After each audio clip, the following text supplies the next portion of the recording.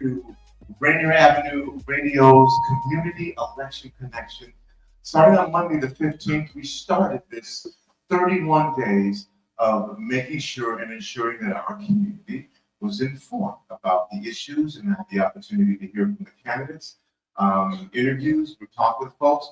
During this 31 days, every single day, there will be something about this electoral season, whether we're interviewing candidates or sharing information with you that you need to know so that you can be a more informed voter. Now, be clear, this 31 days does not mean that on October 26th that should end.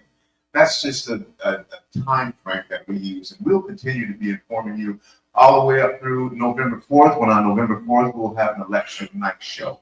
So we're really excited about this opportunity during a non-presidential election and also not a midterm election, to make sure that folks know that this is a local election and these elections are critical and important to our communities. That's why we're doing this. So welcome to the, let's see, on Monday we did the Council 9 debate. On Tuesday we did the Council Position 2 debate. Tonight, as you know, is the Mayoral debate. We'll also have the King County Executives debate, a City Council Position 8 debate, and also a City Attorneys debate, as well as a Seattle Public Schools debate. And I also want to make sure that you know that the whole critical thing about this is your feedback. So for 31 days, not every day is planned out. We have certainly left space so that if there is something that is of concern to you, we can make sure and put that on the plate as well. And as I'm looking over here and I'm seeing, not to put you all on the spot, I'm just seeing a lot of young folks. One of these days, or maybe two of these days, is going to be completely for young folks to have your participation, your voices heard as well. And so if that's something that you're interested in, come up and give me a shout, or there'll be information that goes out about that as well. And whatever those days turn into that we do youth participation is going to be completely driven by our youth. So it'll be their voice, their thoughts, whatever that they want to do and how they want to handle it. And also those about the young person there that I talked to as well. But I'm not going to call out any names right now until we get that going. So I do want to tell you, first of all, that you are in the historic Columbia City Theater. This building is 109 years old, almost 110. On this very stage where our moderators and our candidates are seated, have been a number of different performances that have taken place. First of all, this was Seattle's first vaudeville theater, the first vaudeville theater. It's been a burlesque theater. It's been an adult theater. It's been a movie theater. Some of you who were around in the late 60s and early 70s may remember this venue as Rainier Cinema. If you do, make some noise. Well, okay, well, this is me and there, Harrell, and fine, but we remember it as the Rainier Cinema. It was really the only place that you could come at what time we used to call Black and Kung Fu movies. So this is the theater that we came to watch Shaft and Foxy Brown and Bruce Lee and all those movies. And at some point in time, they became known as blaxploitation movies.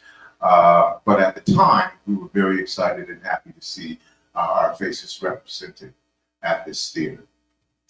So again, that's just a little information about the theater. This is presented to you by Rainier Avenue Radio. And we are a 24/7 broadcast entity. We broadcast our community and we amplify those voices. Believe it or not, and listen to me when I say this, we have over 90 members from our community who produce shows on this radio station. So that deserves 90 different voices. Everything from talk shows to music shows of all kinds. We broadcast shows in Fijian. We broadcast shows in Tagalog. We broadcast shows in Chinese Mandarin. We broadcast shows in Vietnamese. We broadcast shows in Spanish. So as you can see, we are representative of our community and also a few other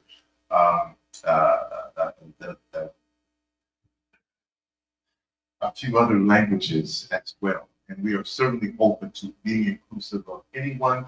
Look, this is how it works, okay? If you'd like a show on Rainier Avenue Radio, you can. Seriously.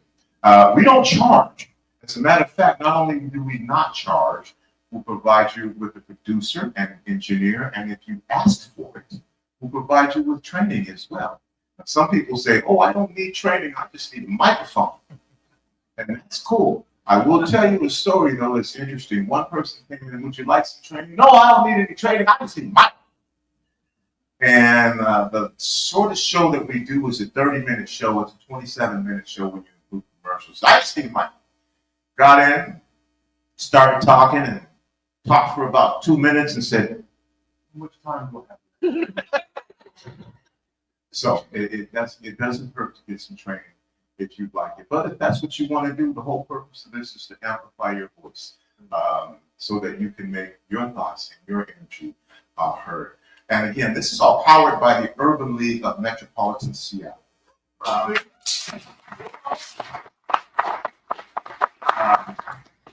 I'm Tony B, and on behalf of our team, I want to thank you all for joining us in this important community conversation. And again, a special thanks to the Urban League for their sponsorship of tonight's event. Their ongoing commitment to civic engagement and community empowerment is what makes dialogues like this possible. And of course, again, thank you to Rainier Avenue Radio and all of our staff. And again, this is part of our Community Election Connection series, where we bring you direct access to the candidates, the issues, and the voices that matter the most. We are honored tonight to have an outstanding panel of moderators guiding our discussion. So moderators, when I say your name, take about 30 seconds and say whatever you want to say. All right, you can say why you're here. You can shamelessly promote your organization if you choose to, whatever it is. But my job is to keep the time moving, so that's why I'm saying about 30 seconds. And so please welcome Michelle Merriweather, President and CEO of the Urban League of Metropolitan. Thank you, Tony, and thank you for putting this together. This 31 days is important and empowering for our community. The Urban League of Metropolitan Seattle is certainly a service provider and a community advocate for all of you, but we also want to make space for dialogue and informed voters. So that's why we are here, and that's why this is important. I'm honored to be a part of this, and thank you both for being here and for stepping up for service. Thank you, Michelle. And also Miguel Maestas, Associate Director of El Centro de Raza.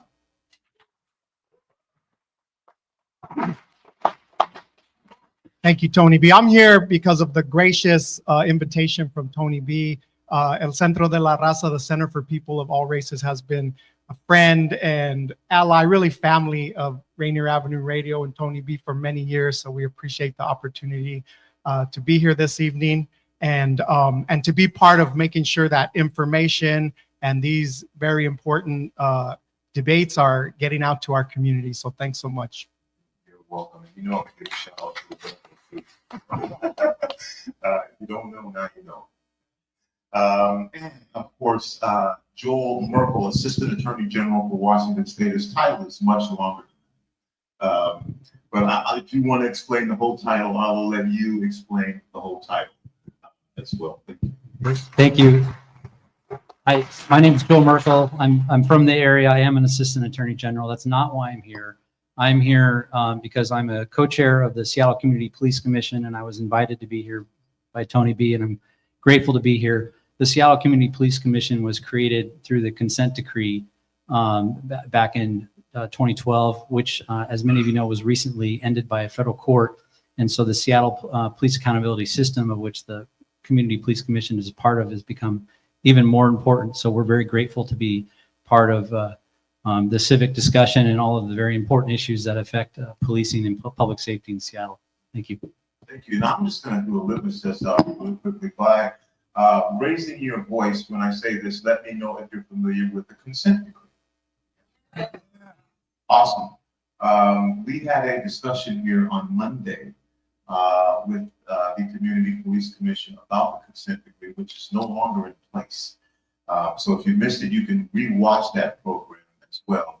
And then also our partnership with the CPC is going to continue on the 25th. We'll have a discussion about chronic nuisance laws and those changes. And then also on the 30th, we're going to have a conversation about surveillance in the city as well. In addition to that, we'll be talking with King County elections. We'll be talking to health providers. We'll be talking with folks about ICE raids. We'll be talking about the economy.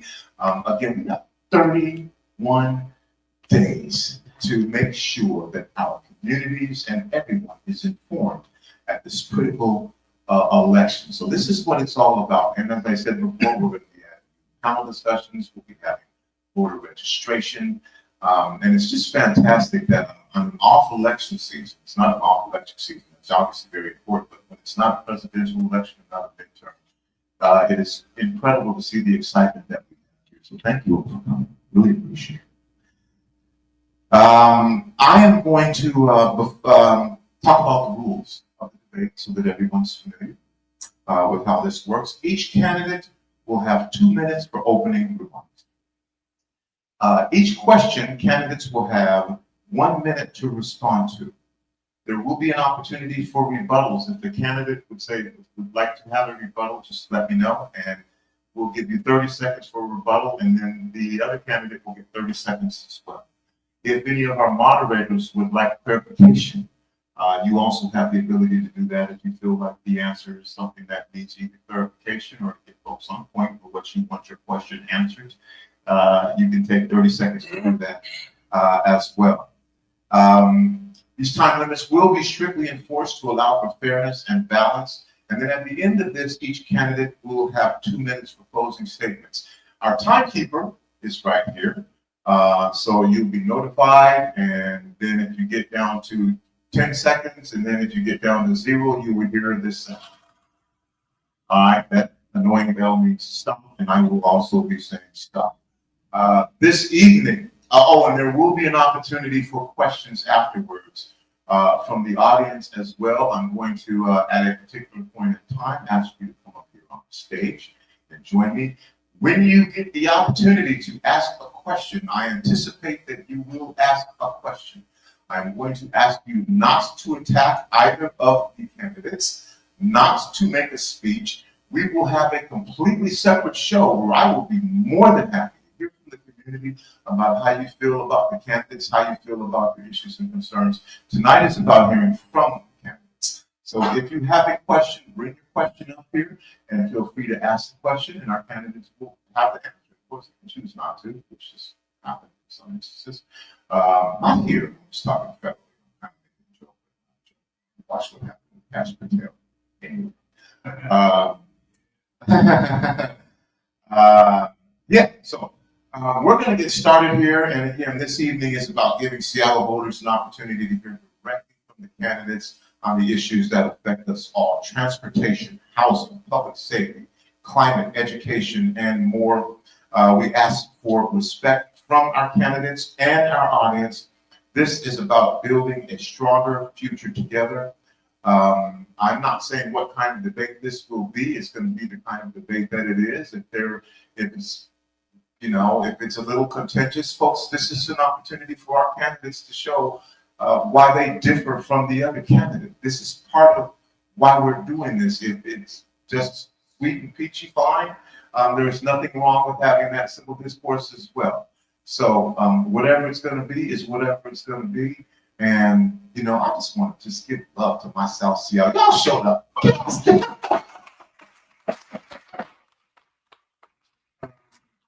This is why we did this, so that y'all could have the opportunity for these candidates to be here in, if I can say it, in our hood, which is a very diverse community, the most diverse community, again, I understand, in the country. So, having said that, we're going to get started. And I did not bring a coin. Oh, yes, I did. I did bring a coin with me because this is going to be important. So we'll do this and we'll flip it so you can be a witness when I do this. Okay, I'm going to put this coin down. Mayor Harrell, would you say heads or tails? I'll just tell you what you say. It's heads. All right. All right. What that does is it gives you the opportunity to make a decision. Would you like to make your opening statement first, your opening statement last, or your closing statement first, or your closing statement last? Do I get two choices? No. Yeah, well, you get one. You can pick. You want to do your opening statement second. Okay. And candidate, and I'll be calling you both candidate during the course of this debate. Candidate Wilson, would you like to do your closing statement first or last? You'll do it last. Okay. I'll give you some mic. Try to keep the mic right about here. That way you can don't, we'll adjust it. And just again, there's a camera right there.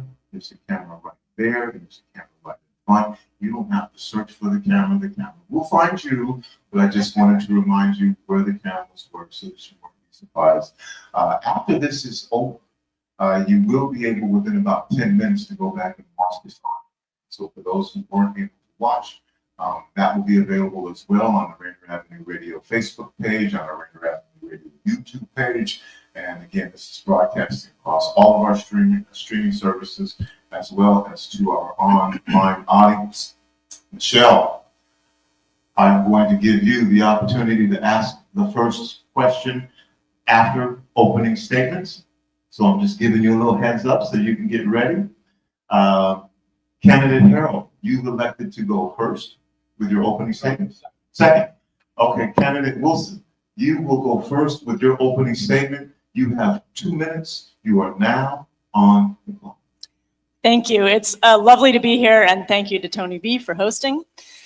I'm running for mayor because I love this city, and I want it to be affordable and safe for my daughter and for all of the children whose families right now are struggling and wondering how much longer they can hold on in our high-cost city.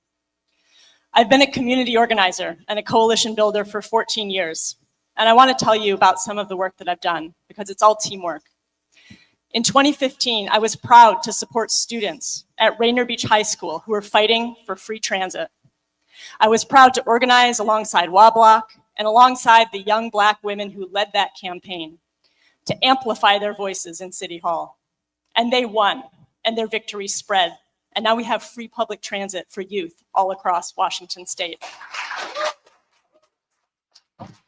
As we were climbing out of the pandemic, when rents and costs of living were becoming unmanageable for working families, I was proud to bring together and lead coalitions to strengthen renter protections and raise minimum wages in multiple cities around King County.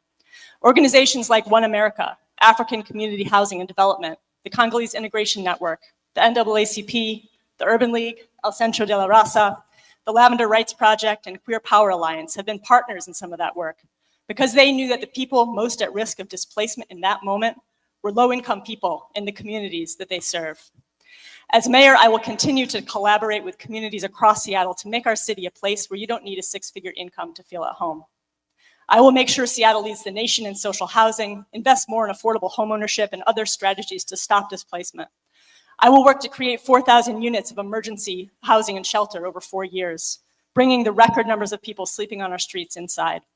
I will establish K-8 summer care and more programs and employment opportunities for youth. Seattle should be a city for all of us. I'll stop there.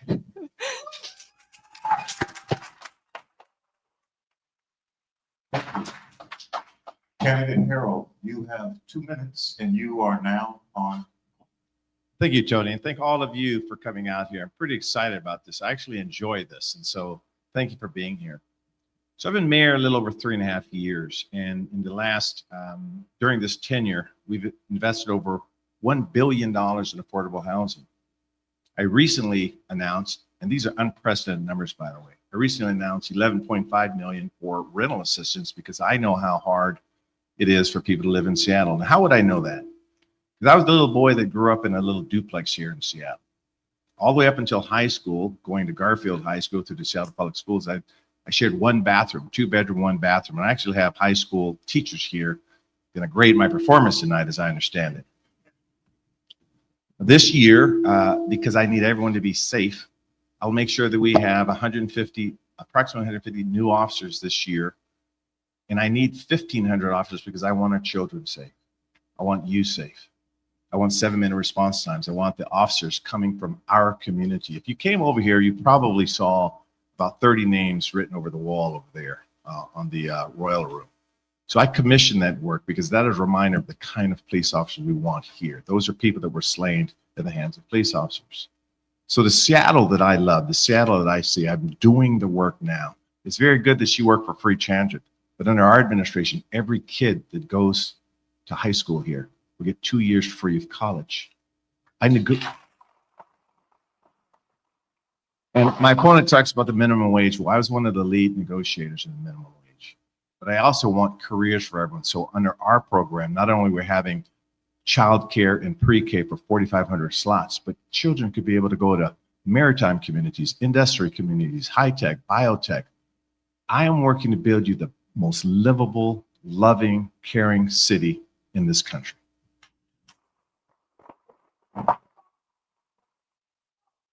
Community election connection. Here we go, Michelle. You were going to start this off by asking the first question. Initially, please direct that question to candidate Wilson.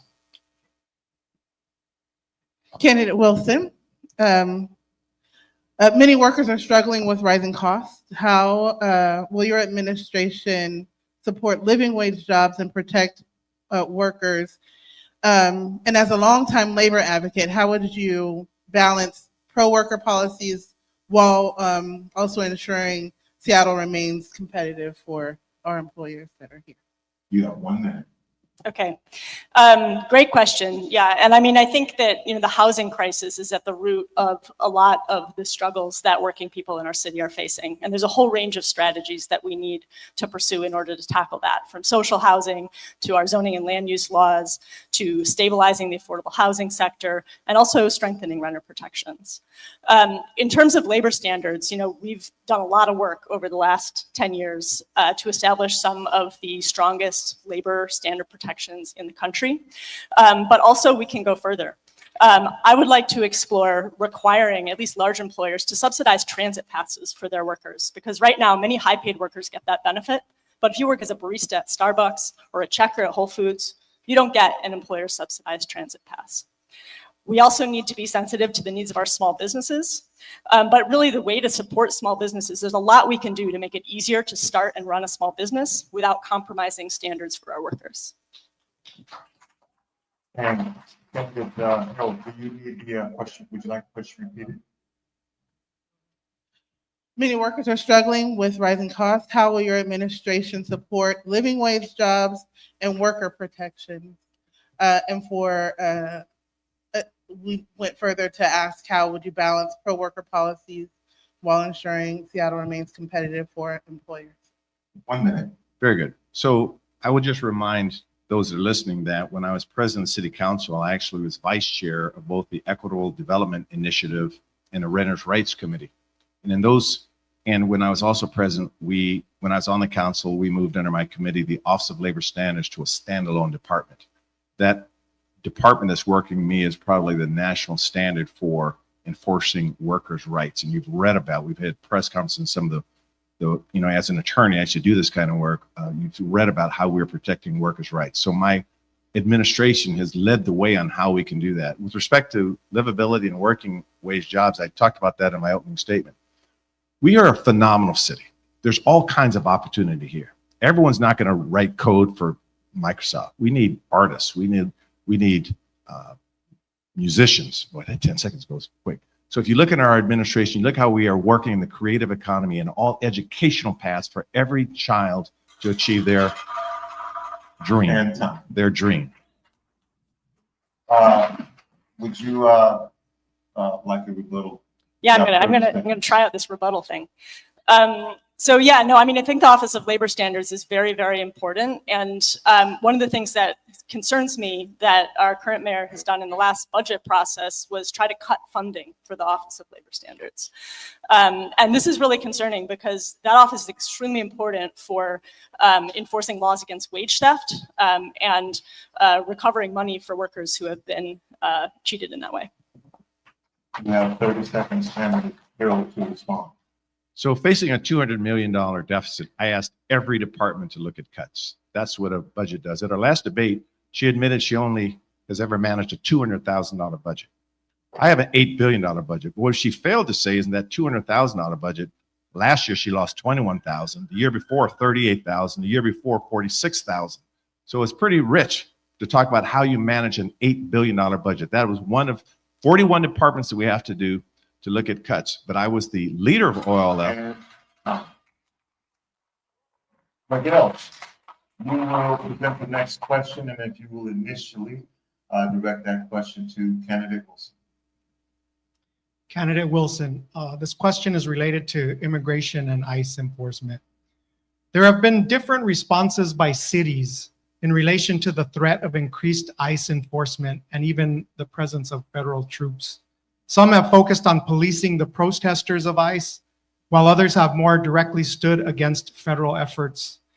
The recent passed federal budget in the so-called Big Beautiful Bill has a massive increase of $170 billion for immigration enforcement. What will you do over the next 4 years to support and protect immigrant communities and resist federal militarization of our communities through legal means and active support of immigrant communities in Seattle? You're on the clock. Okay, yeah, so real quick, because there's a lot here. So first of all, I have been looking at things other cities are doing that we're not yet. One of those is using FOIA requests to gain additional transparency around ICE operations. This is something being done in Boston and in LA. LA and other cities in California are also directing their police to actually intervene in unlawful ICE operations. I think that's something we should absolutely look at here as well. One thing that I wouldn't do is choose this moment to massively expand surveillance around our city. And unfortunately, that is the legislation that the council just passed, proposed by our mayor. And this is not just me speaking, this is immigrants' rights groups, this is civil rights groups, and this is the member of color caucus in the legislature expressing grave concerns because this is technology that has not proven that it can be meaningfully and consistently secured. And so that is something that I'm very concerned about. Would like the question repeated. There have been different responses by cities in relation to the threat of increased ICE enforcement and even federal troops. Some have been focused on policing the protesters of ICE, while others have more directly stood against federal efforts. The recently passed federal budget in the so-called Big Beautiful Bill has a massive increase of $170 billion for immigration enforcement.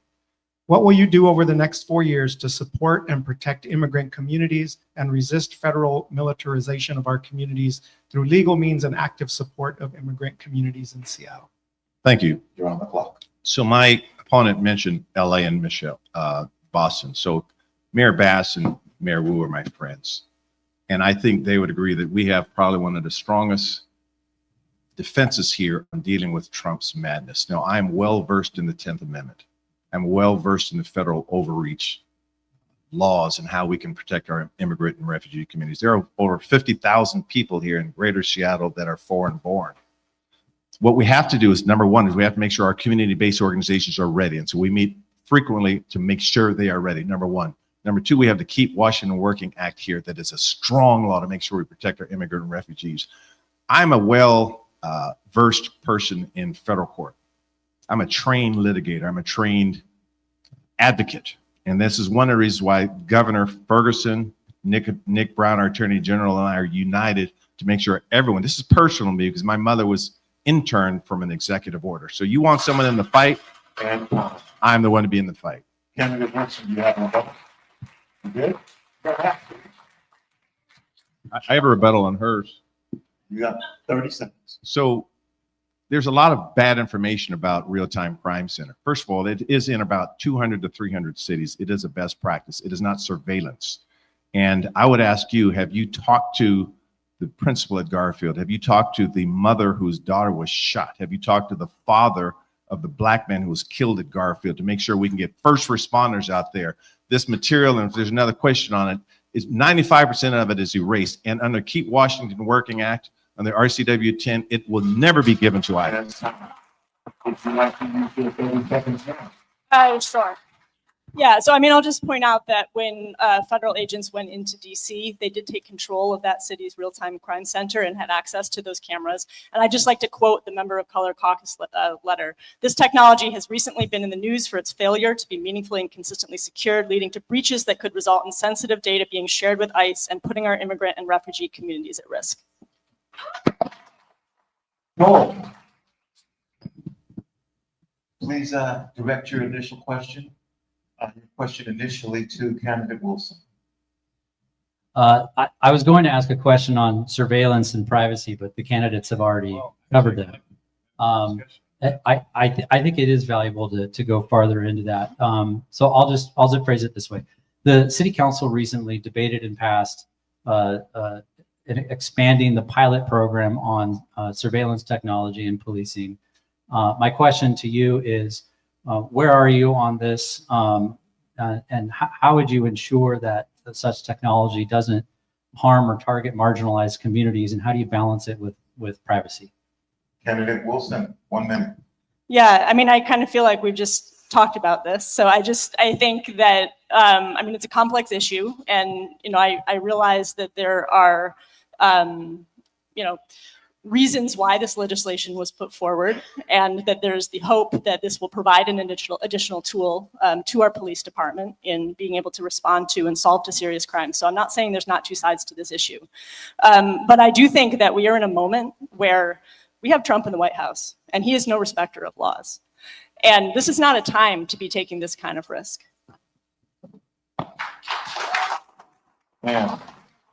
Candidate Harrell, would you like the question repeated? No, I have this one. So by way of background, I was a civil rights attorney. I was the one that authored the Privacy Surveillance Act to make sure your rights are protected. I was the one that authored the racial profiling ordinance, which was the first in the country to make sure racial profiling doesn't exist. Now, let me say this with respect to, I understand people don't want Big Brother snooping around. I get that. That's why we put the safeguards in place. And that's why I talked to the principal at Garfield to make sure that the communities who want us to be able to get to the first responders. There was a death last night up on Capitol Hill. First time in 30 days. We would have gotten that act on camera to be able to get a first responder there immediately. This is technology that's in 200 to 300 cities that is actually working and considered by a PhD, our chief of police, as a best practice. I will protect everyone's rights. And there's not one city in this country that had to turn over these documents to ICE. Read RCW 10.93160. It prohibits the providing of this kind of technology to the government. Candidate Wilson, would you like to go? Michelle, you will be asking the next question, and would you initially direct that question to candidate Harrell? Candidate Harrell, you led us through the post-COVID recovery, and I'm curious to know what you learned from that, and what you would do differently the next time, or what you would do if another COVID type crisis comes to us. 1 minute. So I'll approach that as sort of a health crisis. And one of the first things I did, because remember my first year, we were all still wearing masks, because I wanted to make sure that everyone felt safe. So that's why I sort of try to redesign how we're going to recruit police officers with respect to health. You know, we're getting about every 3 hours, there's an overdose. Every 3 hours in this city. And so what we did is we tripled our investments in this space to make sure that we are saving lives. And you look at what we're doing here in Seattle, once again, 26 to 30% of the lives we're saving right now. So I equipped, first in the nation stuff, I equipped our officers with buprenorphine. I had them dispense Narcan. For me, it's all about health in our community. So if you look at the systems we developed to save lives, we are, quite frankly, we are envied around the country. We could do more, we will do more. And just today I announced our care department, which we expanded, an unarmed response to health crisis. I don't need a police officer going out there when someone's experiencing health crisis. And today I announced we're gonna double the number of the care department responders. Candidate Wilson, would you like the question repeated? Yeah, maybe reframe for me as someone who wasn't in office. Yeah, my reframe for you is, should you become the next mayor, what would you do to prepare the city for the next crisis? Yeah, and I think this could also be an answer for kind of what I would have done differently over the last few years. I think really the homelessness crisis is at the core of this, right? Because when you think about who is the most vulnerable when a crisis like that hits, right? It's the people who are already sleeping on our streets with their basic needs not being met. And one of my big concerns about the last few years is how we have utterly failed to get people inside. And so when we talk about preventing overdoses, that's great. But then if the person who is overdosed and who has been saved is, has nowhere to go inside and now is back out sleeping in a tent, then we're not doing our job. And so I really think that we need an emphasis on expanding shelter, getting people inside with the support that they need. And that is how we're going to make our communities resilient for when the next emergency hits. 30 seconds. Can you see how she just deflects questions from public safety? That she will not answer the question, because at the last forum I said, you said we want to move towards a future entirely without SPD. She blurted out, I didn't say that. We showed her in writing that she had said that. She also said, let's take a moment to appreciate how remarkable that shrinking the police force is even on the table.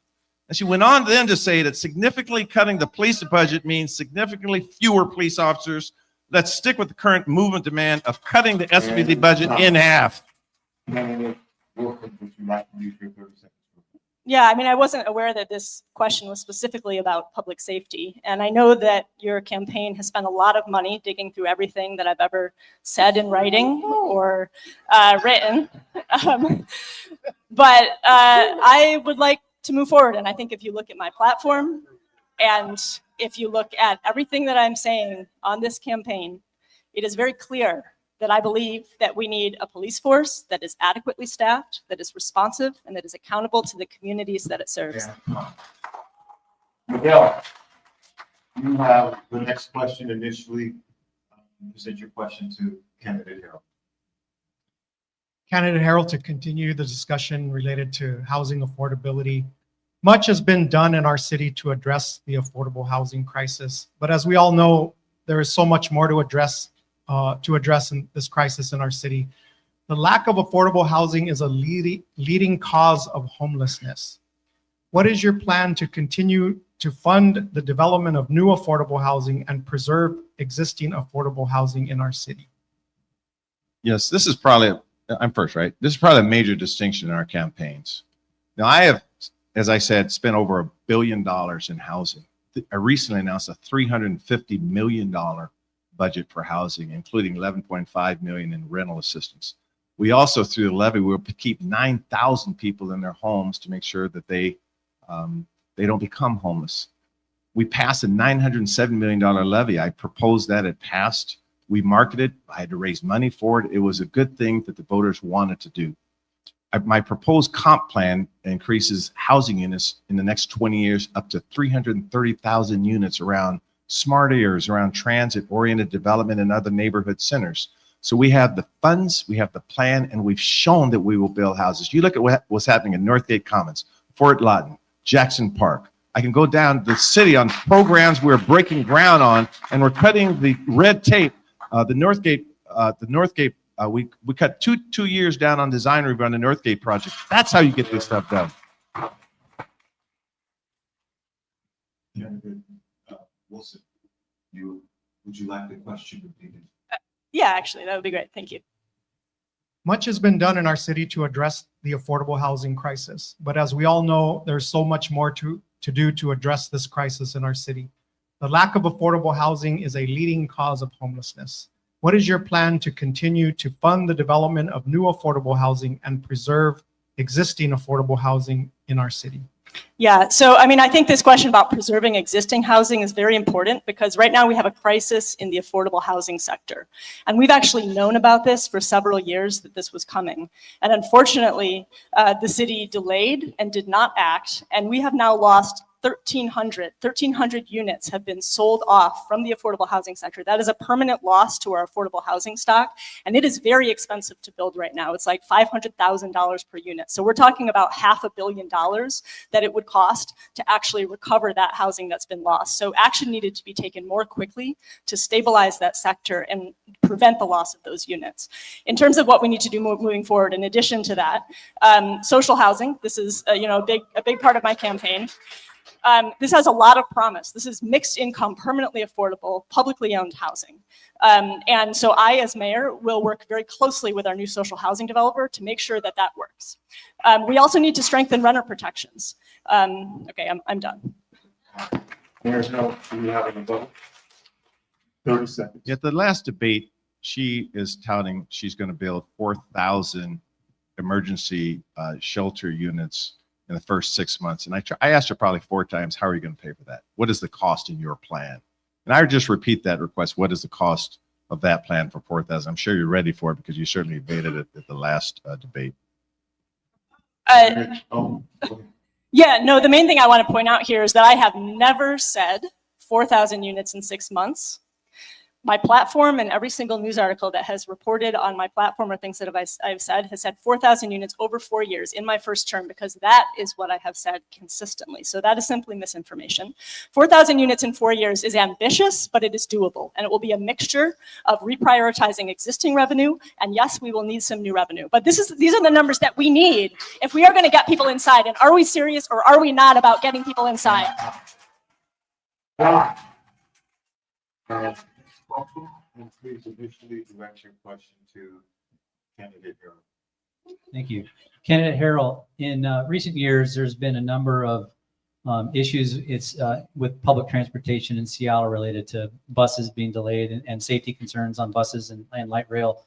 What is your vision and plan for making Seattle's public transit system more reliable, affordable, safe, and accessible for all neighborhoods, especially here in South Seattle? 1 minute. Sure. By the way, you got a lot of hollers on that last one, but you notice she never mentions a price on that plan. How's a plan without a price? Now, what we did is we looked at leading with safety and transit. We passed the largest transportation levy in our city's history at $1.55 billion. And if you look at what we're doing in terms of safety in our Vision Zero, we're doing some incredible work. I was also going to talk about here on the South and the Sound Transit stuff. I sit on the System Expansion Committee, and we know that we made Rainier Valley a top priority to bring it here. When you look at some of the automated pedestrian gates and some of the upgraded signage that we're doing. So I actually have some SDOT people here. So when you look at the sidewalks we're doing, the pedestrian safety, we are creating probably one of the safety. Last year we had 0 bike deaths in terms of realizing we had infrastructure that was previously built that was not protected. So through our levy work, we're making us one of the safety transportation areas, and we do recognize Rainier Valley has some issues, and that's why we prioritize it. Okay, so I think I think it was about transit reliability and safety on transit specifically, right? In recent years, Seattle has suffered through a number of delays on their transit system and safety issues on the transit system. What is your vision and plan for making Seattle's public transit system more reliable, affordable, safe, and accessible for all neighborhoods, especially South Seattle?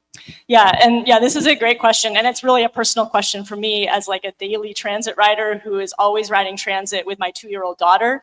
And yes, there are often situations where you feel unsafe. And I think this is related to our homelessness crisis and to the parts of our kind of public safety crisis that are related to homelessness, drug use, mental illness.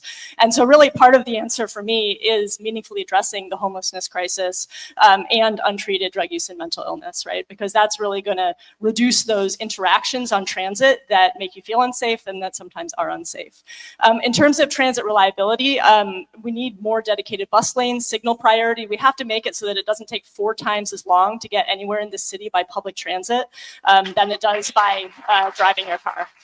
And I mean, I think that in terms of street safety generally, because I know that Mr. Harrell talked about that, we're very far from our Vision Zero goals, and a lot of work needs to be done on Rainier Ave in particular, which is far too long, far too long. Candidate Harrell, do you have the vote? I'll just say that if you look at the Washington Bikes and some of the transportation choices organizations, including Amalgamated Transit, the bus riders, they've all endorsed my candidacy because what we did put in the transit levy is $160 million for targeted Vision Zero, $151 million around transit hubs, $133.5 million around protected bike lane areas, particularly looking at the transit issues. And we have to realize Metro does run the transit system, so we're doing everything we could as a city to be the greatest partner we could. And Wilson, 30 seconds. Yeah, sure. I mean, I'll just say that this is the transportation levy is one of the reasons why I'm really excited if I'm successful in this race, because there's actually a lot of flexibility in that levy in terms of how we spend those dollars within the buckets that have been outlined. And it's going to be so important moving forward that we are making those investments as efficiently as possible and really delivering those projects that are going to make for a safe and better transportation system for everyone across Seattle, and especially here in Southeast Seattle. All right. We are going to take a slight break here for 3 minutes. Everybody catch your breath. Stay if you want to. Again, a big thank you to the Urban League of Metropolitan Seattle for sponsoring our community election connection and helping make sure these conversations reach you, the voters. We'll be back in about 3 minutes. Thank you.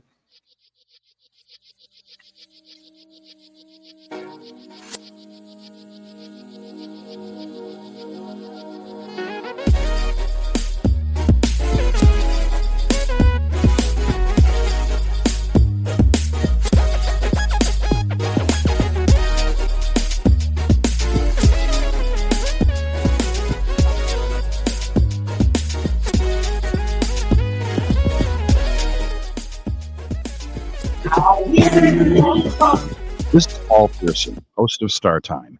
And when I'm not busy tearing the roof off the suckers, I'm listening to RainierAvenueRadio.world.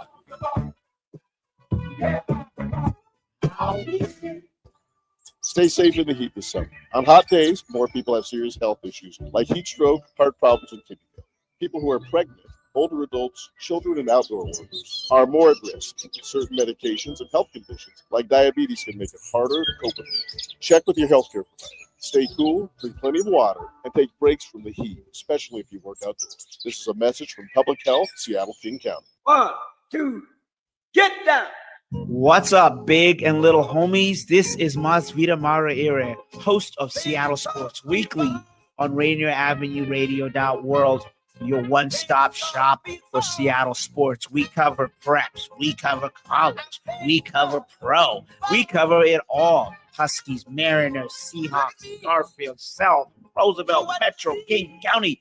This is where you want to listen to for all the sports that's happening in Seattle. Seattle Sports Weekly on RainierAvenueRadio.world.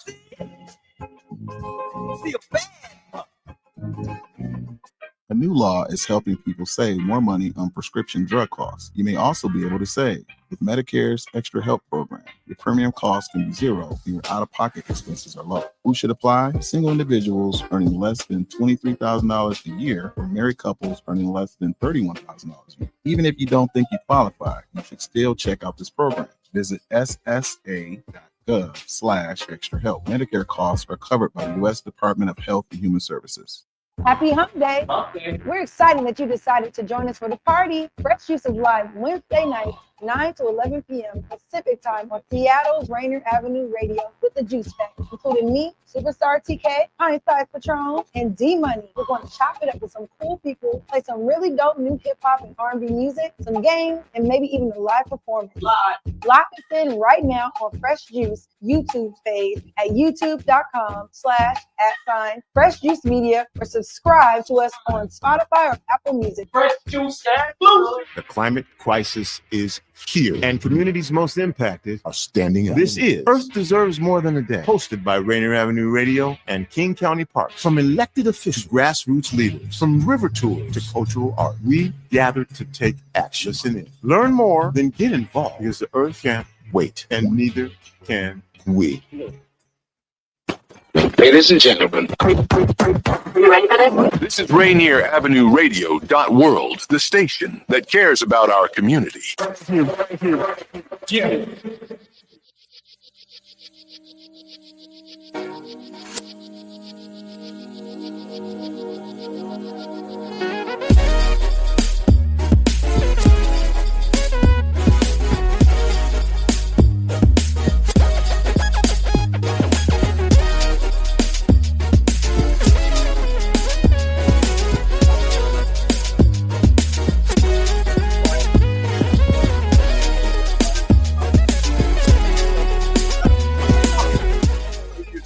not.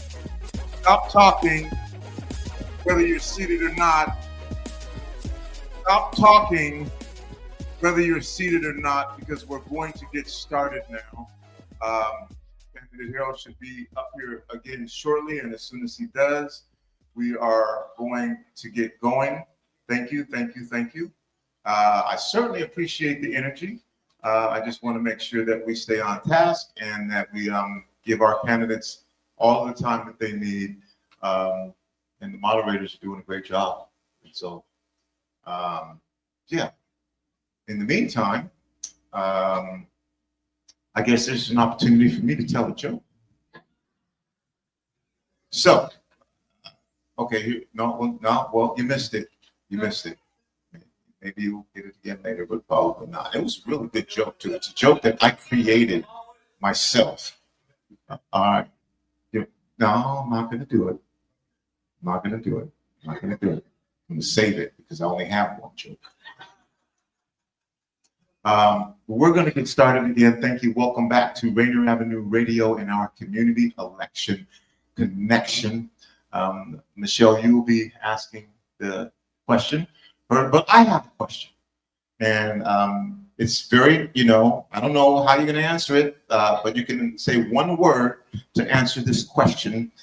Candidate Wilson, I'm going to start with you. Mariners, Seahawks, Storm, Kraken, Sounders, who do you support the most? I'm. One. It's hard. Okay. Sounders. All right. Candidate Harrell, Mariners, Seahawks, Kraken, Sounders, Storm. Who do you support the most? Seahawks. I was going to say Mariners, but. Michelle, will you get us started again? Absolutely. And please this time direct your question initially to candidate Wilson. Absolutely. I love them all, but go Storm. That wasn't a question for me, but we all watch women's sports. Candidate Wilson, how will you ensure that all communities, particularly marginalized groups, are represented and supported in your administration? And how will you partner with organizations like the Urban League or El Centro de la Raza that particularly advocate and support those marginalized groups? 1 minute. Yeah, so, I'm a community organizer and a coalition builder. And when I step into the mayor's office, I'm going to continue to be a community organizer and a coalition builder. And that means that I know that we only get things done together, and that the people most directly impacted by whatever issue we're working on are the people who need to be at the table.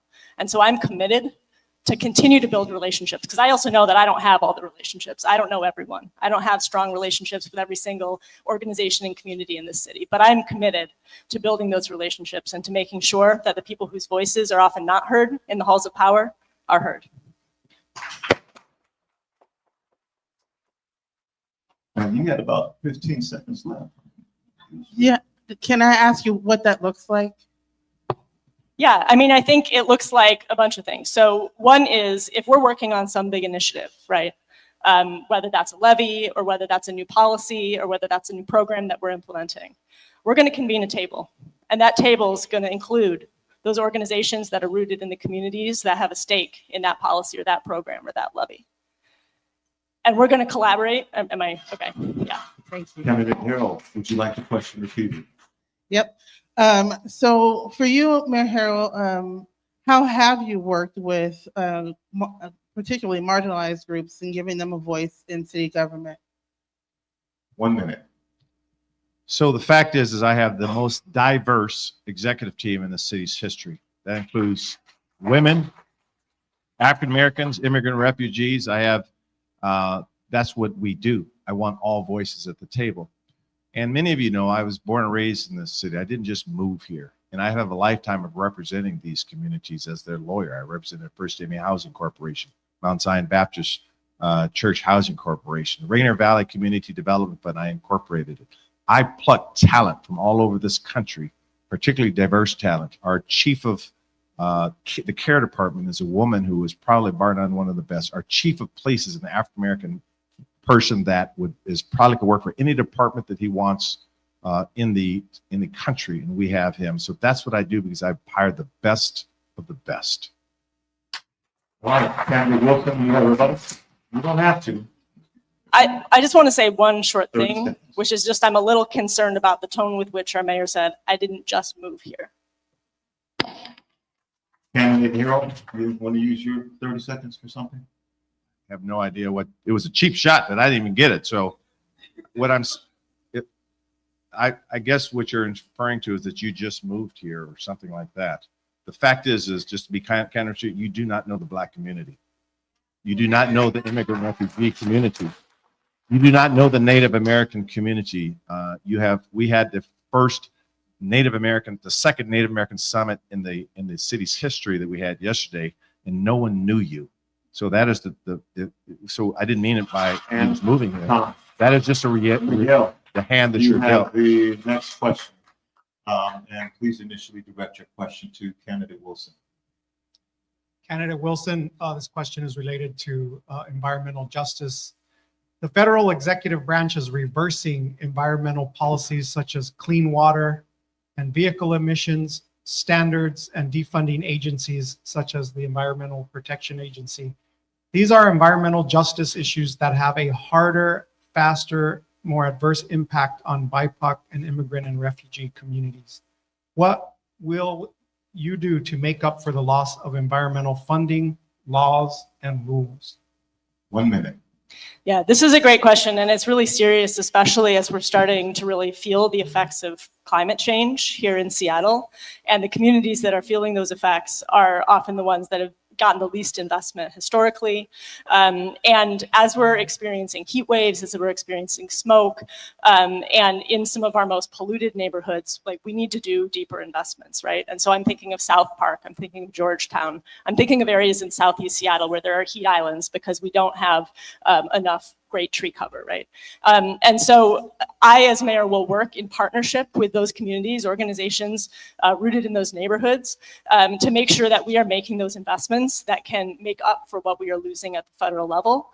And that includes things like investing in heat pumps and making sure that people have safe places to go when there is heat, when there is smoke. Yeah. Candidate Harrell, would you like to question the people? No, I don't need to repeat it. So this year I issued an executive order calling for a new climate action plan. It's the first time that had been done since 2013. You may recall that when I first got elected, we had President Biden at the time come here and sign an executive order on Earth Day. We're leading the way if you look at what we're doing. I changed put in place the tree ordinance. It's the first time since 2011 it was an interim ordinance because for me, I understand the impacts of climate change. It's very real and there's a disparate impact on our communities of color. You look at the building emissions performance standard, at the time we're trying to fill buildings downtown, we took the lead to make sure that their emission standards were at a certain level to make sure that we are targeting those commercial institutions. So when you look at fossil fuel policy, you look at building policy, this administration, our administration have led the way in fighting for climate, and we will continue to do that work. Candidate Wilson, any rebuttal? Okay, we're going to move on. Joel, excuse me. Next question. This question is about police accountability And initially, this question will be directed to Candidate Wilson.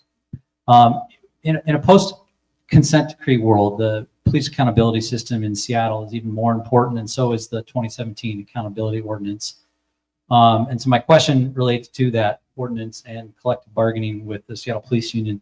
I want to acknowledge up front, I know that I'm going to ask Candidate Harrell the question next, and I just want to acknowledge that he's currently negotiating with SPOG, and so he's limited in what he can say. So I want to ask this question generally and broadly, not specifically. What is your approach and philosophy as it relates to the adoption of police accountability values that the city has adopted, particularly in the 2017 accountability ordinance, when many of those values and provisions are subject to collective bargaining with SPOG, particularly in this post-consent decree world? 1 minute. Yeah, this is a great question. And I mean, the bottom line is we need to drive a harder bargain, because in 2017, when that police accountability legislation was passed, it was recognized as some of the strongest in the country. But as you said, many of those provisions are not actually being implemented because of the SPOG contract. So for example, the standard of evidence for holding officers accountable for misconduct is higher than is considered best practice, right? We need more civilianization of the Office of Police Accountability, and we need to demand this, right? This is important, and unfortunately, over the last few years, we've made very little progress on accountability. So in the last kind of update to the police contract, large raises were given without actually getting anything in return in terms of accountability. So moving forward, we need to insist that the provisions of the 2017 ordinance are actually implemented and adhered to.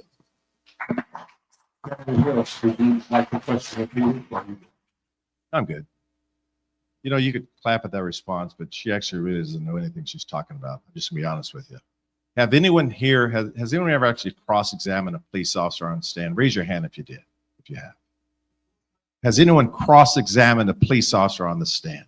Okay, not one hand has gone up. That's what I used to do. You've cross-examined one. You're an attorney as well? Excellent, beautiful. So 2 people have done that. And I say that to say that when the consent decree came in fruition in 2012, we were leading the way in improving and demanding police accountability. In 2007, I was one of the architects of the accountability work. Judge Robart, who oversaw the consent decree, was one of the toughest critics on police accountability. And we were able to demonstrate to that tough judge and smart judge that it should be terminated, because under our administration, we set a national standard on use of force, and we'll continue to do that work. And Joel, he asked me specifically, was I going to continue funding your organization? I mean, I guess I didn't hear in Mr. Harrell's answer what his plan is moving forward, or how he's thinking about actually trying to implement the provisions of that 2017 ordinance, or how we're going to move forward on police accountability into the future. Harold, you have 30 seconds. Sure. We have the Office of Inspector General. We have the OPA Director, and we have the Community Police Commission. That is a 3-legged stool on accountability. I will continue working with those organizations to do what we're doing, creating the national standard for police accountability. This is where lived experience comes into matter. I don't know her lived experience, but I can tell you my lived experience walking around these streets in Seattle. This is why I asked who's cross-examined police officers. So if you want someone that knows police accountability, that has practiced this in his personal life, then I would be the candidate of choice, not someone who just sort of bluffs an answer. Michelle, next question, and will you initially direct this question to candidate? This one is in the area of homelessness. I think for both of you, I would like your 1 minute kind of take on the King County Regional Homeless Authority, and what, if any, adjustments will be made moving forward to ensure that our unhoused neighbors are supported. My take on it is they are not doing nearly well as they should be. And I inherited the interlocal agreement. I've tried to modify it. We continue to fund it in 120 million, but they are not finding their rhythm. Remember that, and I've said this publicly, and I just wrote a strong letter that I need regional support. I need these other cities to pay something into it. The city of Seattle are 85% of all the tiny homes in the entire county are in Seattle. 63% of all the shelter are in Seattle, and these people are not becoming unhoused in Seattle. We continue to do the best we could. 2,204 accepted shelter referrals 2 years ago, and about the same number the year after. The problem is, as you read in the article in the Times, homelessness has gone up in the state, has gone up in the county, and here the Seattle, who have been resource rich under our administration, we've been spending a lot of money, but the model is broken, and that's exactly why I'm trying to change the model and force these discussions for it to become regional, because it's not regional.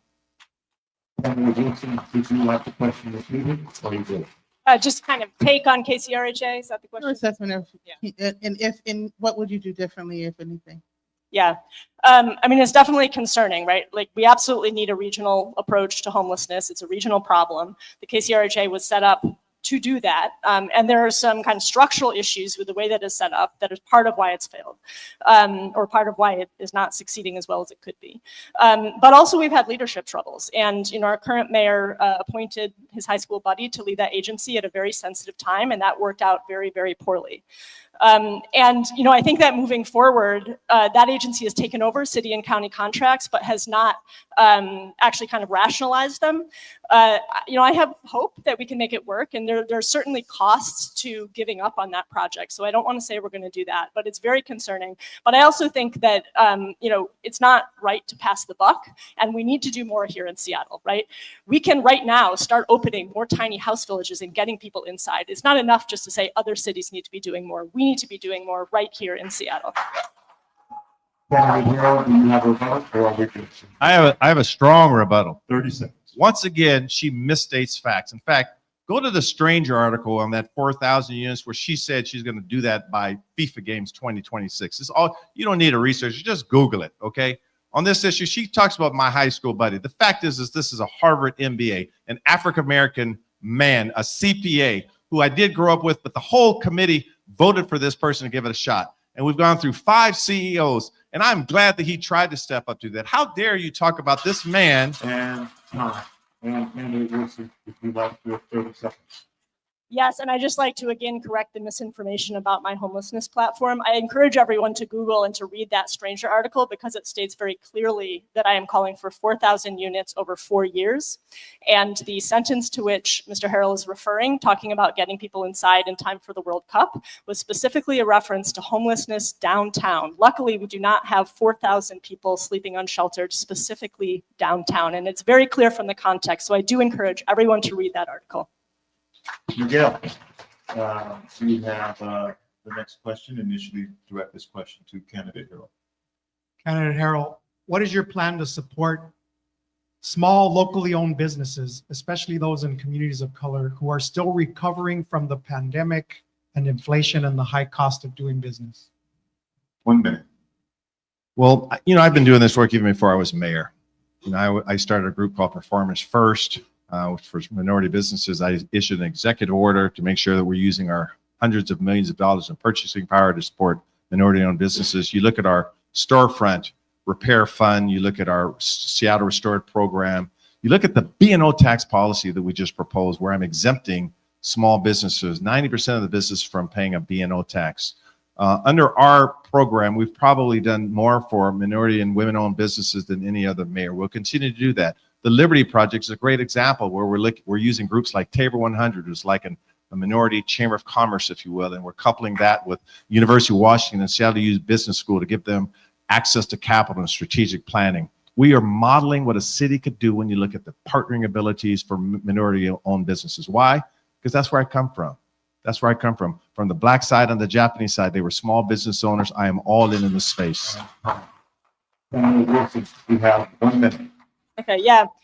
This is a great question. And as I've been campaigning around the city over the last 7 months, I've been talking to a lot of small business owners in neighborhoods across the city, including lots of minority small business owners. And the reality is that people are struggling. And the affordability crisis that all of us are facing as individuals, or many of us are facing, small businesses are facing too. Everything is so expensive.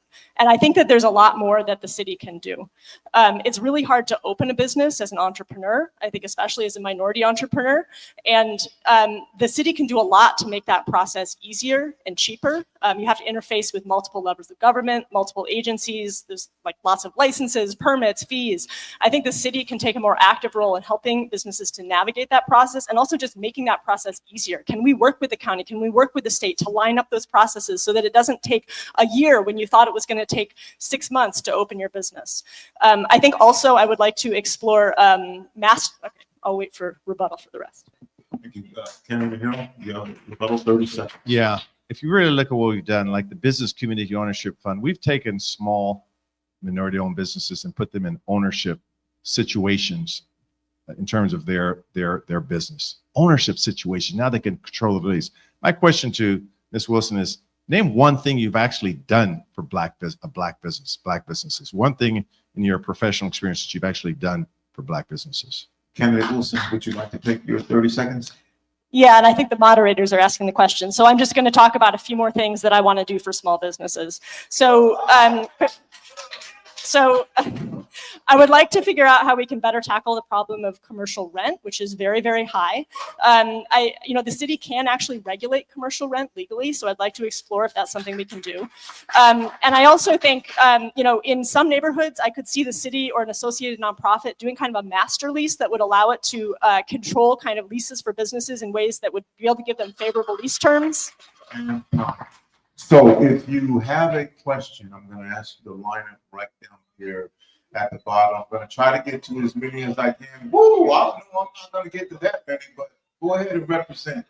Now, let me say this. If you are in this line, do not attack either of these candidates. I will take the microphone. Have a question, not a statement, or I will take the microphone.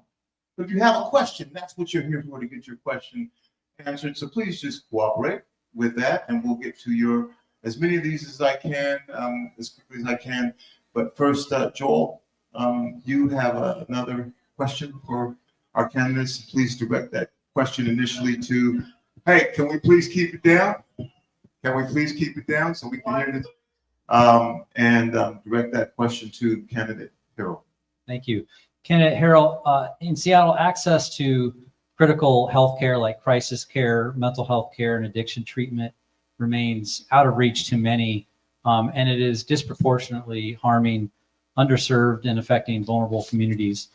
What is your plan to strengthen access to these healthcare systems, particularly in the mental health and addiction treatment space? Yeah, that's a good question. Recognizing that the county does run the health system, what the city can do is what we're actually doing. If you look at the levy that we proposed, the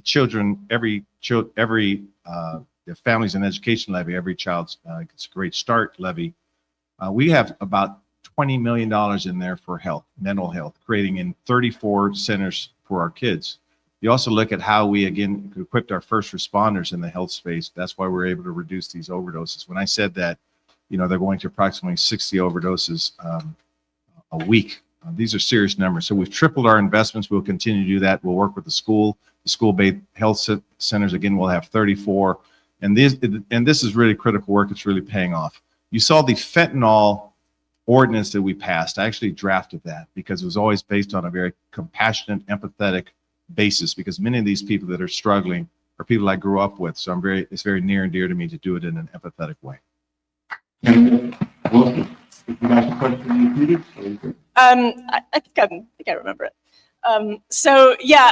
One thing that I've been hearing and learning as I've been talking to people across the city who are involved in working in our homelessness response system, one of the ways that system is really broken or not functioning well right now is that if you're in shelter, or if you're in permanent supportive housing, often you're also someone who might need drug treatment, who might need mental health support. Often now, you're not able to get those services on site or near site. So you're being expected to travel across the city, maybe to a clinic that's only open, 3 to 5 on Wednesday or something like that. If you miss that appointment, now what do you do, right? So we really need to weave these systems together better. And one of my top priorities as mayor will be to figure out how to do that so that as much as possible, we have those services that people need, mental health services, drug treatment services, available on site, in the shelter, in the permanent supportive housing where they're at, so that they can be successful there. Harrell, you have a rebuttal? You good? Well, the rebuttal is 30 that seconds. if you look at what we're doing, if you look at the $7 million in the post-overdose recovery center down at Orca, you look at the $3 million that we funded Valley City's recovery beds, you look at the siding that we're assisting in the crisis care center model that the county's doing. We've demonstrated how a city can work with the county in every single way. And so we'll make sure the neighborhoods are safe, and most importantly, the people are getting the treatment that they deserve. So we've been modeling this, realizing there is a health crisis, particularly with the drug epidemic and fentanyl issue. Yeah, my rebuttal is just like, go walk around downtown, go walk around Little Saigon, go walk around Mount Baker, go walk around Capitol Hill.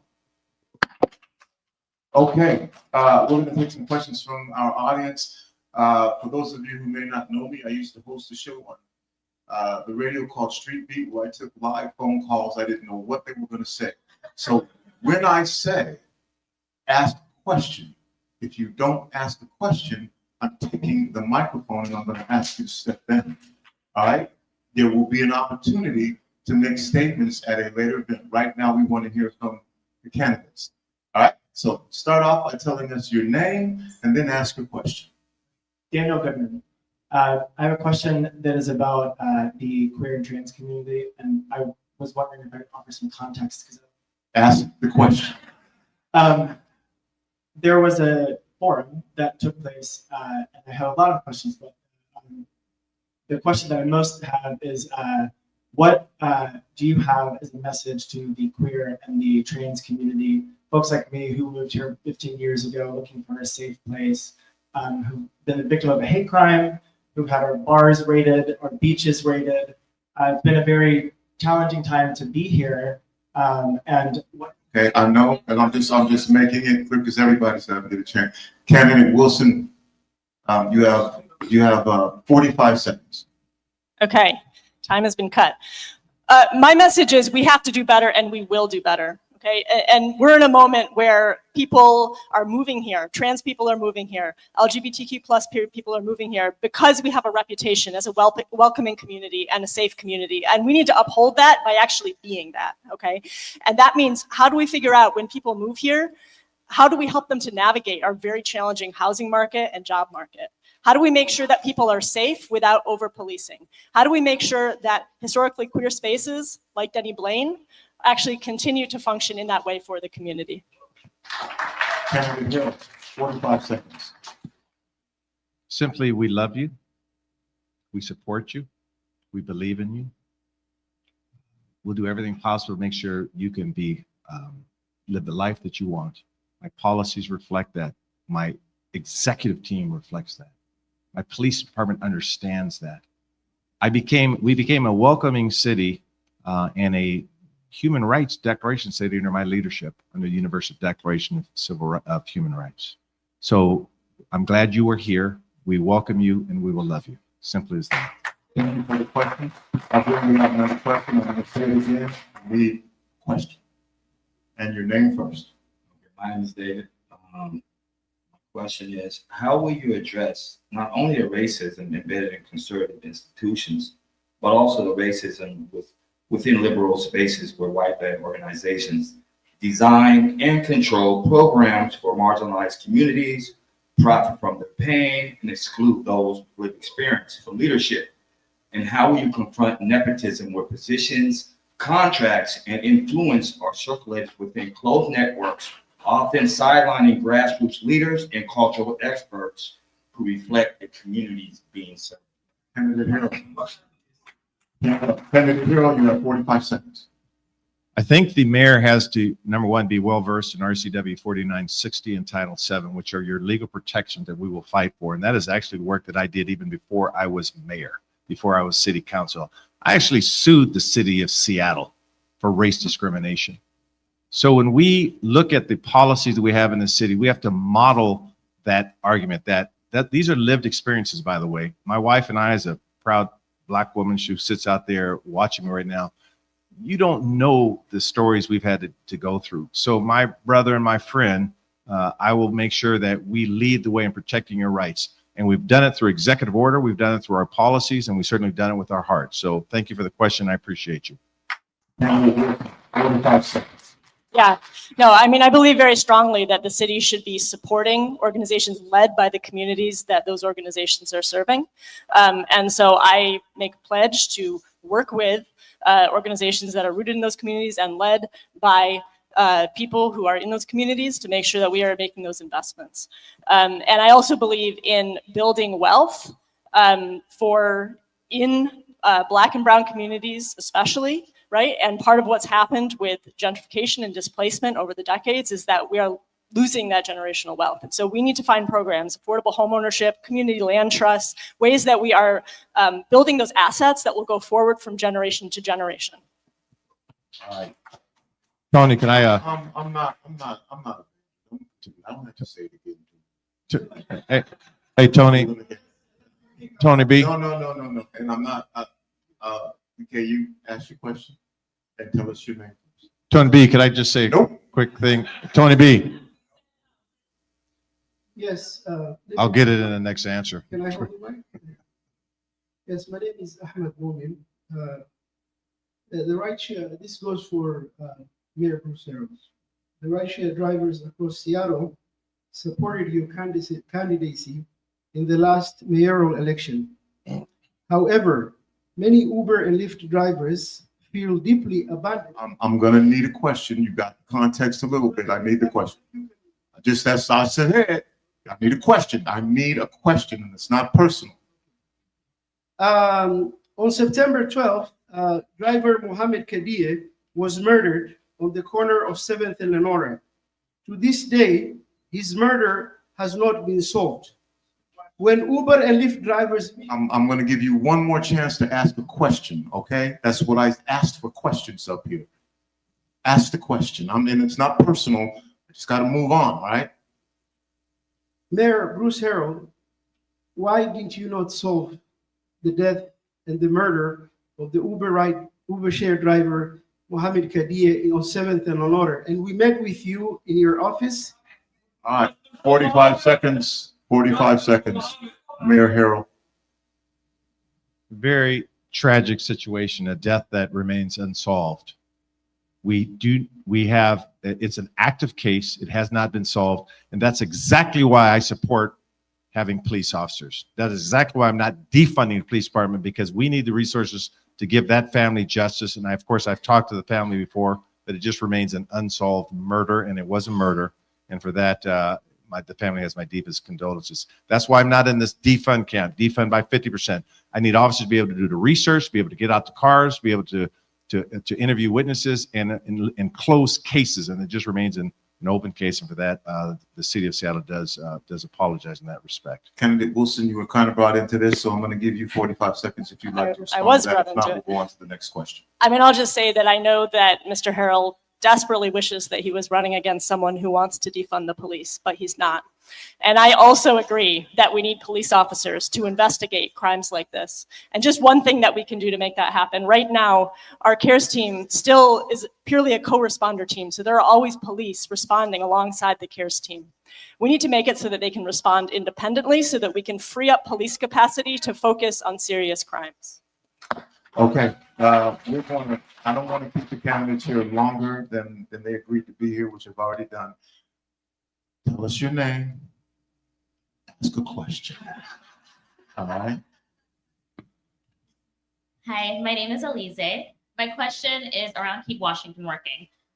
How did both the candidates respond to the recent violations of Keep Washington Working at the state level? And does that impact your stance on the Real-Time Crime Center and CCTV in the city of Seattle? Thank you. Candidate Wilson, we'll go to you first on this one. Yeah, so I think what you're referring to is the fact that data from the Washington Department of Licensing and data from the Washington Healthcare Authority actually did get into federal hands, despite the fact that supposedly there were the correct guardrails in place. And that is really one of the reasons why I'm so concerned about the CCTV legislation that the council just passed, because we can have all the good intentions in the world. We can think that we put up all the guardrails in the world, but again, we should know by now who we are dealing with in the White House. And we have no excuse. Candidate Harrell. It's amazing how people clap when they're not from the communities where there's gunfire going everywhere. So here's my response. Of course, I'm concerned what the state did. The state does not have what we have. I could tell you 28 people have access to the actual footage. 95% of it will be deleted immediately, because it's only triggered when there's a 911 response in terms of how it is preserved. 28 people have to log in and log out. It is audited. They will not, under Keep Washington Working Act, get access to the Seattle data. And let me say this, if they do, we'll terminate the program, because this is designed to protect communities, protect our communities. I talked to the father of the son that was killed. So we're doing this to save lives, to get first responders out there, and I may end up saving one of your life. And time. And as you can see, that there is obviously interest from our community in asking questions, which I think is an awesome thing, and it's why we're doing this. If I didn't get to your question, I apologize. You know what? The candidates have the option. Maybe they do, maybe they don't, to stay around and talk to you personally. after this. And having said that, I'm not trying to put them on the spot. I'm just saying that that's the reason why you're here. Having said that, I'd like to thank everyone for joining us tonight. This is an important conversation. And again, a big thank you to the Urban League of Metropolitan Seattle for powering this debate. Yeah, you can applaud for that through their sponsorship and continued commitment to civic engagement. We also would like to extend our appreciation to our moderators, Michelle Merriweather, Miguel Maestas, and Joel Merkel, for guiding tonight's discussion. And thank you for those who participated as well by asking questions. And of course, the candidates for stepping up and sharing their vision and answering the tough questions that matter to our communities. This debate is part of Rainier Avenue Radio's Community Election Connection and our commitment to making sure that every voice has access to the conversations that shape our city. Between now and Election Day, we'll continue to bring you live debates, candidate forums, interviews, and opportunities for community members to ask questions directly of those who want to represent them. Our goal is simple: to make sure you have the information you need to make informed choices and to highlight the voices and issues that too often go unheard. On behalf of Rainier Avenue Radio, we thank you for tuning in. We do want to provide now the opportunity for closing statements. And Mayor Harrell, I think you will be going first on your close. Please give him your attention for this. We're going to do this now. Mayor Harrell, you have 2 minutes for your closing statement. And I'm just going to remind both of you that you know that this is being recorded and people will have the opportunity to watch it again. And this is an opportunity for you to take the final 2 minutes here at the Rainier Avenue Radio Community Election Connection, which I think, is show prep for all these other debates that are going to take place. I really appreciate what y'all have done here today. Candidate Harrell, 2 minutes. You're now on the clock. First of all, I want to thank all of you for being here, whether you support me or not. This is democracy in action. But I need all of you to understand something. This country has been built on false promises, on lies. We see now a president that lies incessantly. And one reason why I try to pin my opponent down on specifics, because I think she's selling false promises. When I talk about 4,000 emergency units, of course, but there's no money for her to do that. That's why she never talks about a plan with a dollar amount.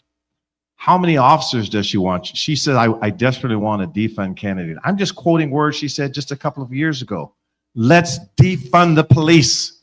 I'm not making this stuff up because I don't want to go back. And I've cross-examined officers. I want good officers. I'm building up. I want 7-minute response times. I want officers walking around you can have coffee with. I want school resource officers unarmed inside our kids because I want these kids to thrive. I want a city where we all can be proud of on all 84 square miles of this city. What scares me is the false bill of goods. She's writing checks she cannot cash. I'd ask some of you, there's a book called On Bullshit. It was written in 2005 by Harry Frankfurt. And what this book talks about is people that use persuasive words that ignore the truth. We will build housing. We've built it. We'll build another 3,100 homes through our levy, another 3,000 in our Office of Housing. We will create 7-minute response times. I'm telling you, I need 1,500 officers. How many officers will she need? I would ask her that question in her closing remarks to build the city that we need. Good officers. And our care department, an unarmed response. And our kids could go to school anywhere for 2 years if they just graduate from Seattle Public Schools. That's the Seattle we're building together, one Seattle. Candidate Wilson, again, you heard me, you know this is being recorded, and folks will have an opportunity to come back and watch this about 10 minutes after the show. And this is your opportunity to make your case to those who are here in the audience. But remember, there's a larger audience that is watching our social medias and listening to our stream. You have 2 minutes. Thank you, Tony. As much as I would love to rebut all of that, I'm going to keep it positive. So I've not spent my career aspiring to hold elected office. I decided to run for mayor because I saw that we are in a moment that calls for new ideas and new leadership. a moment when working people and communities across our city are struggling and not feeling like their voices are heard in the halls of power. I am an outsider who has an insider's knowledge and experience of City Hall. I've been at the table when legislation is hashed out, when programs are designed, when policies are implemented. I've seen how City Hall works and how too often it fails to work for the people of this city. I'm a community organizer, and when I step into the mayor's office, I will still be a community organizer. That means that I'm committed to listening, to collaborating, and building a shared vision for Seattle with people across the city and with all of you. I'm proud to have just earned the endorsement of MLK Labor, representing more than 150 unions and 220,000 workers across our region, and other endorsements. Protect 17, the largest union of City of Seattle employees. King County Democrats and every single Democrat group in Seattle, including the 37th Legislative District, where we are right now. State Senator Rebecca Saldana, former Seattle City Council member Tammy Morales, and community leaders, including Cynthia Green, Cindy Domingo, and Sharon Maeda, and the 51% of primary voters who supported my campaign. I believe that politics is about building relationships, and it's about finding common ground, and we don't need to agree on everything in order to be able to make progress together. That is the spirit that I intend to bring into the mayor's office next January, and I would be honored to have your support in getting there. Thank you. All right. Thank you for joining us on behalf of Rainier Avenue Radio and the staff. It takes a lot of time to put this together. It ain't easy. So please give a round of applause to our Rainier Avenue Radio. And I have to say once again, a big thank you to the Urban League of Metropolitan Seattle for sponsoring our community election connection and helping make sure these conversations reach you, the voters. That's it. That's all the time that we have. We'll be doing more shows. Stay tuned to ColumbiaCityTheater.org to find out, or RainierAvenueRadio.world for our next shows. Thank you all for joining us. Be safe. And Sam, can we hear some music? Oh, we're going to have a show coming up in about 10 minutes called The Unmasked Agenda. That will be here as well if you want to stay and hear that. And it'll also be shown later as well. Sam, can we have some music for about 10 minutes while we get ready for one of our shows that airs on our radio station? And I'll mention also a couple people young folks have already stepped up and said that they wanted to be part of the youth conversation that takes place. If you feel like raising your hand, we have one right here in the front. And so if you want to connect with this individual, our timekeeper, and then in the back there, another person said they wanted to be part of this. So if you want to connect with these folks who are interested as youth in having a youth conversation, please feel free to do that. And like I said, be safe and thank you for coming.